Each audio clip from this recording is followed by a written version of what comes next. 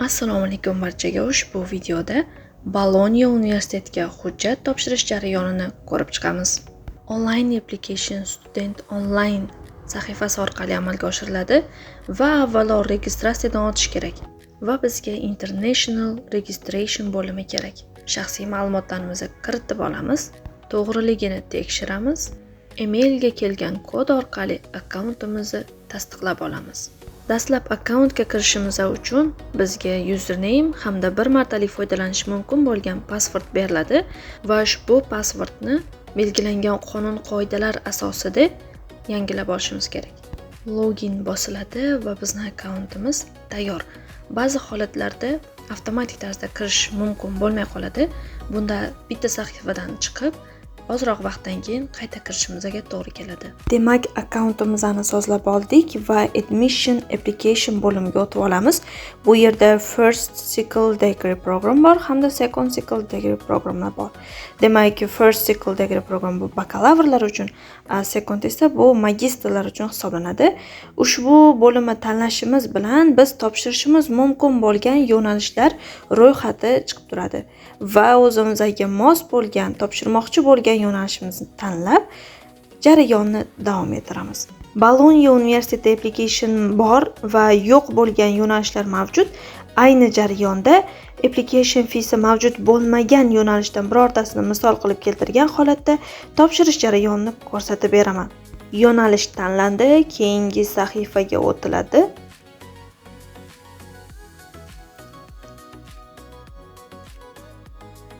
Va ma'lumotlarni ko'rib olish mumkin. Ushbu qismda biz bakalavrni o'qigan joyimiz hamda ma'lumotlarni kiritishimiz kerak. Agar biz allaqachon bitirgan bo'lsak, birinchi tanlov, agar biz endigi yilda bitiradigan bo'lsak, ikkinchi tanlovni bosib qo'yamiz. Hamda bizni viza statusimizni tanlab qo'yishimiz kerak. Bu bizda O'zbekiston sharoiti bilan olganda ikkinchi tanlov bo'ladi. Va ko'rish mumkin 0 yevro, hech qanday application fee mavjud emas. Pasport ma'lumotlarini kiritgan holatda yo'nalish registratsiyasi yakunlanadi. Endigi bo'limda application uchun zarur bo'lgan hujjatlarni yuklash va bo'sh o'rinlarni to'ldirish haqidagi ko'rsatmalarga ko'zimiz tushadi va biz to'ldirishimiz kerak bo'lgan bo'limlarni o'zimiz haqimizdagi ma'lumotlar so'ralgan to'ldirib qo'yamiz.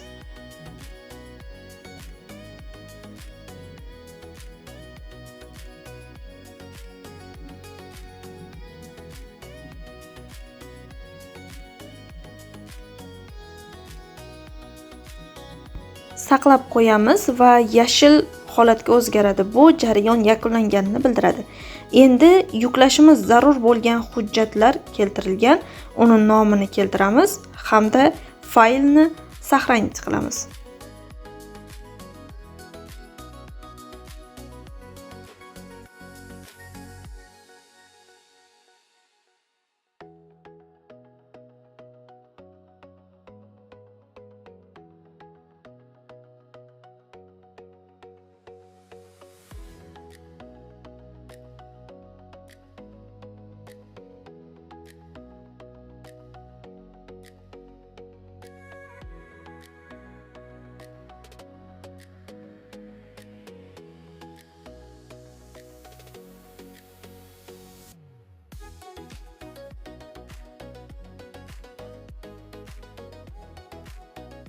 Barcha kerakli hujjatlarni shu ketma-ketlikda yuklab saqlab olganimizdan so'ng zona yashil holatga o'zgaradi va bu application yakunlanganini bildiradi hamda statusda esa submitted holatiga o'zgaradi.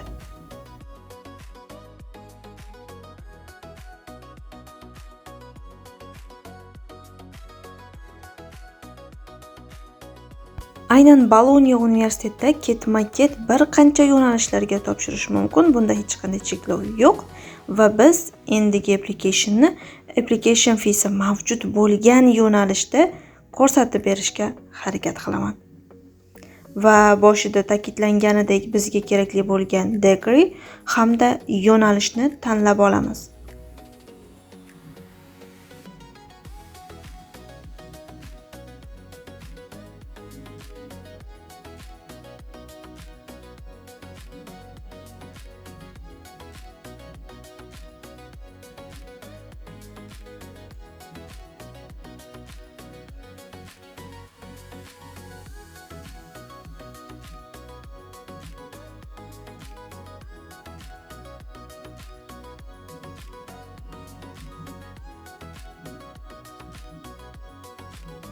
va ko'rish mumkinki 50 yevro application feesi mavjud ekanligini bildiradi.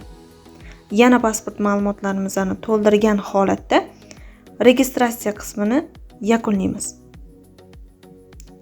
Ushbu bo'limda bizga qilishimiz majbur va talab qilingan ma'lumotlarni ko'rishimiz mumkin. Bu birinchisi to'ldiriladigan bo'sh joylar bor yana, hamda yuklanadigan hujjatlar va o'qigan fanlarimiz haqidagi ma'lumotlarni ham kiritib o'tishimiz kerak. Demak, bo'sh qismlarni to'ldirib olamiz, saqlab olamiz. Keyingi jarayon kerakli bo'lgan hujjatlarni saytga yuklashimiz kerak. Xuddi boyagidek ketma-ketlikda kerakli hujjatlar yuklanadi, zona yashil holatga o'zgaradi va biz bu talabni bajarganligimizni bildiradi.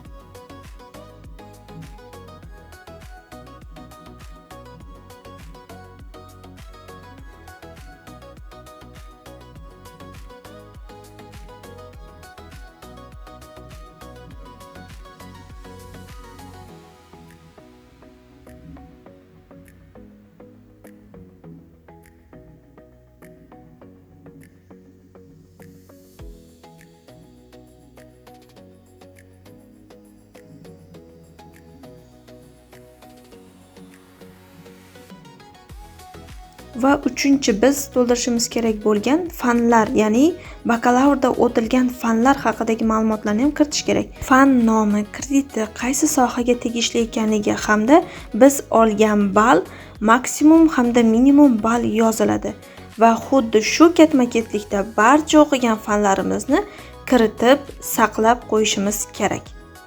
Ushbu vazifa talab bajarilgandan so'ng zona yana yashil holatga o'zgaradi va bu talab bajarilganligini bildiradi. Endigi navbat application feeni qanday to'lash, ya'ni amalga oshirish bo'ladi. Emailimizni kiritib olamiz.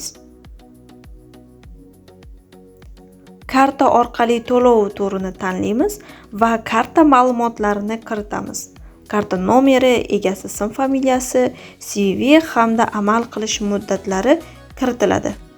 Va keyingi bo'limda bank komissiyasini o'zgartirib qo'yishimiz kerak. Eng kam foiz va muvaffaqiyatli amalga oshiriladigan turi bu Intesa hamda PostaPay hisoblanadi. Ushbu ikkalasidan birini tanlab qo'yishimiz kerak hamda to'lovni amalga oshiramiz. Men esa shu joyda sahifani ortga qaytaraman. To'lov amalga oshirilganidan so'ng statusda submitted holatga o'zgaradi hamda to'lov cheki ham paydo bo'ladi. Application boshlashdan oldin talablarni yaxshilab o'rganib chiqishni tavsiya etaman, chunki alohida to'ldirilishi kerak bo'lgan formlar ham mavjud bo'ladi. Va shuningdek, ushbu videoni aynan Bologna universitetiga topshirmoqchi bo'lgan do'stingizga yuborib qo'ying.